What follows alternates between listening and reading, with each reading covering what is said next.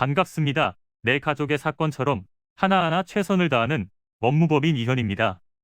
누구나 법적 문제가 생기면 심적으로나 경제적으로 큰 부담을 갖게 됩니다. 혼자서 해결해 보려 하겠지만 만족스러운 결과를 이끌어내기가 쉽지 않죠.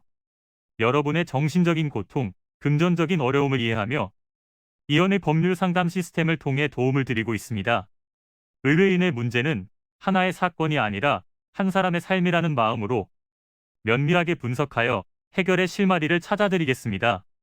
자, 그럼 오늘의 주제인 어린이집 행정처분에 대하여 함께 알아볼까요? 보육기관에 자녀를 맡길 때 부모들은 모두 아이를 잘 가르치고 보호해 줄 것이라는 믿음을 가지고 보낼 것입니다. 그런데 이러한 믿음을 깨뜨리고 비위생적인 급식을 제공하거나 심지어는 아동학대 사건이 발생하는 보육기관들이 종종 있습니다. 정부에서는 이러한 사건들을 방지하기 위해 법률을 통해 엄격하게 관리하고 있는데요. 대표적으로 영유아 보육법에 따라 다양한 행정처분을 내리고 있습니다. 아동학대나 기타 범죄 행위의 경우에는 형사처벌과 병행되기도 하고, 따로 형사 절차는 진행되지 않더라도 법령이 위반된다면 행정처분만을 별개로 받기도 합니다. 어린이집을 운영할 때에는 상당히 많은 법령들을 준수해야 하므로 아무리 주의하더라도 예기치 못한 사정으로 인해 불이익을 받을 위기에 처하는 경우들이 있는데요. 운영정지나 폐쇄에 이를 수 있는 행위에는 무엇이 있는지 살펴보겠습니다. 거짓이나 그 밖의 부정한 방법으로 보조금을 교부받거나 보조금을 유용하는 행위가 있습니다. 이를 3차 위반할 시 그 금액에 상관없이 시설이 폐쇄되며 보조금이 1,000만 원 이상일 경우에는 1차 위반만으로도 시설이 폐쇄됩니다.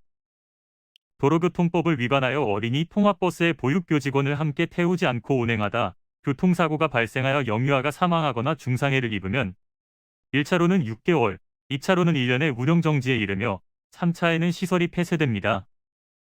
그 외에 각종 기준을 위반하여 시정 또는 변경 명령을 받고도 이를 위반한 경우에는 최소 운영정지 15일부터 시설 폐쇄까지 이를 수 있습니다.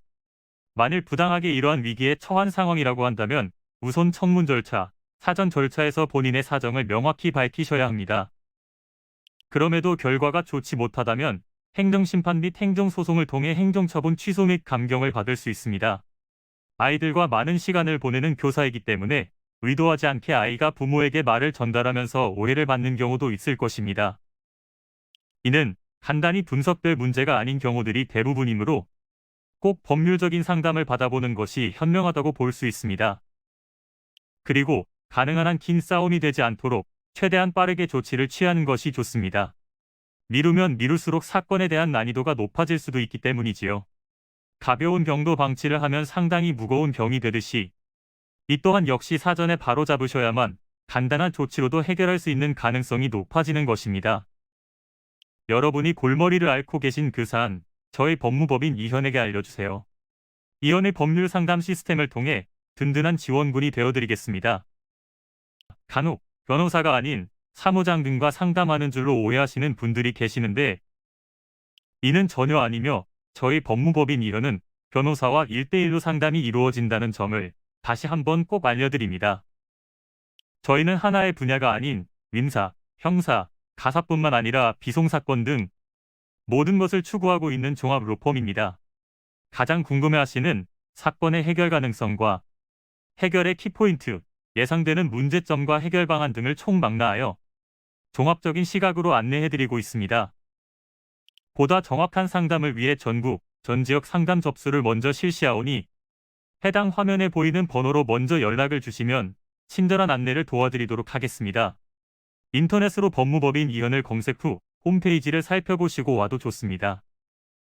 언제나 의뢰인이 처한 상황을 이해하며 그 입장에서 생각하겠습니다. 저희는 법무법인 이현이었습니다. 감사합니다.